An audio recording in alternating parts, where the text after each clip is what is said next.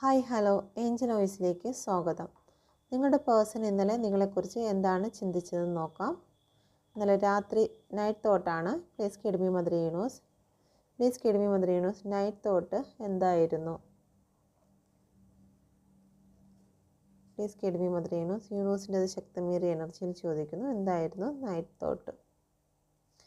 നിങ്ങളുടെ റിലേഷൻഷിപ്പിൽ ഇപ്പോൾ മുന്നോട്ട് ഒരു കാര്യവും കാണാതെ, ഒരു തീരുമാനവും എടുക്കാതെ നിന്നിരുന്ന ചില കാര്യങ്ങൾ നിങ്ങളുടെ പേഴ്സൺ തീരുമാനം എടുത്തിരിക്കുന്നതായി കാണുന്നു. ഓക്കെ, തീരുമാനമെടുത്ത് അത് മുന്നോട്ട് എത്രയും പെട്ടെന്ന് നിങ്ങളിലേക്ക് വരുന്ന കാര്യത്തെക്കുറിച്ചാണ് അവർ ചിന്തിക്കുന്നത്.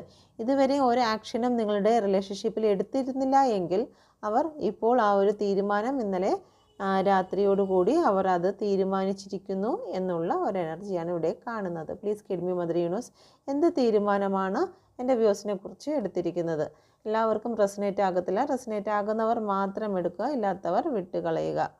ഓക്കെ, നിങ്ങളുടെ റിലേഷൻഷിപ്പ് ഒരു പക്ഷേ ഹസ്ബൻഡ് ആൻഡ് വൈഫ് റിലേഷൻഷിപ്പ് ആകാനുള്ള സാധ്യതയുണ്ട്. കാരണം ഇവിടെ കുട്ടികൾ ഇൻവോൾവ്ഡ് ആയിട്ടുണ്ട്.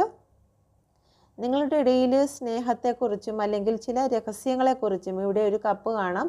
ആ കപ്പ് അടഞ്ഞിരിക്കുന്ന ചില കപ്പുകളാണ്. ആ കപ്പിൽ ചില രഹസ്യങ്ങൾ മറഞ്ഞിരിക്കുന്നു എന്ന് നിങ്ങളുടെ പേഴ്സൺ ചിന്തിക്കുന്നുണ്ട്. അതല്ലെന്നുണ്ടെങ്കിൽ നിങ്ങൾ ചിന്തിക്കുന്നുണ്ട്. ആ ഒരു രഹസ്യങ്ങളുടെ ഓപ്പണിംഗ് ആവശ്യമാണ്. നിങ്ങളോട് ചില കാര്യങ്ങൾ ഓപ്പണാക്കി പറയണം, അല്ലെങ്കിൽ നിങ്ങൾ മറച്ചു വെച്ചിരിക്കുന്ന ചില സത്യങ്ങൾ അവർക്ക് മനസ്സിലാക്കണം എന്നുള്ള ഒരു ചിന്തയിലാണ് നിങ്ങളിലേക്ക് കടന്നു വരുന്നത്. Okay, please kid me mother universe. യൂണിവേഴ്സിൻ്റെ അത് ശക്തമേറിയ എനർജിയിൽ ചോദിക്കുന്നു, എൻ്റെ വ്യൂസിൻ്റെ പേഴ്സൺ നൈറ്റിൽ എന്താണ് എൻ്റെ വ്യൂസിനെ കുറിച്ച് ചിന്തിച്ചിരിക്കുന്നത്? ഇവിടെ ഒരു ഫെമിനൈൻ മസ്കുലൈൻ എനർജി കാണുന്നുണ്ട്. ഒരു പക്ഷേ നിങ്ങളുമായിട്ട് വഴക്കിടാനുള്ള സാധ്യത ഇവിടെ കാണുന്നു.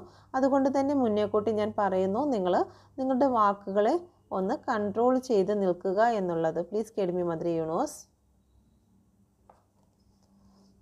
ഒരുപാട് വേദനകളിൽ കൂടിയായിരുന്നു, അല്ലെങ്കിൽ ഒരുപാട് ഡിപ്രഷനിൽ കൂടിയായിരുന്നു നിങ്ങളുടെ പേഴ്സൺ കടന്നു പോയത്.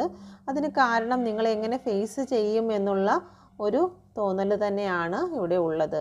ഓക്കെ, അവരുടെ ഉത്തരവാദിത്തങ്ങളൊന്നും അവർ ചെയ്തിട്ടില്ല എന്ന് അവർക്ക് നല്ല രീതിയിൽ അറിയാം.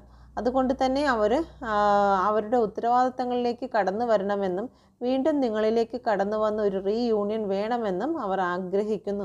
പഴയതുപോലെയുള്ളൊരു സ്നേഹവും സന്തോഷവും കുടുംബജീവിതവും ഇനി മുന്നോട്ട് കൊണ്ടുപോകാൻ കഴിയുമോ ഇല്ലേ എന്നുള്ളൊരു സംസാരം, അത് നിങ്ങളുടെ കുടുംബക്കാരുമായിട്ടായിരിക്കും അല്ലെങ്കിൽ നിങ്ങളുമായിട്ടായിരിക്കും അവർ സംസാരിക്കാൻ വരുന്നത്. കാരണം ഇവിടെ 8 ഓഫ് പെൻറ്റിക്കിൾ വന്നിരിക്കുന്നു.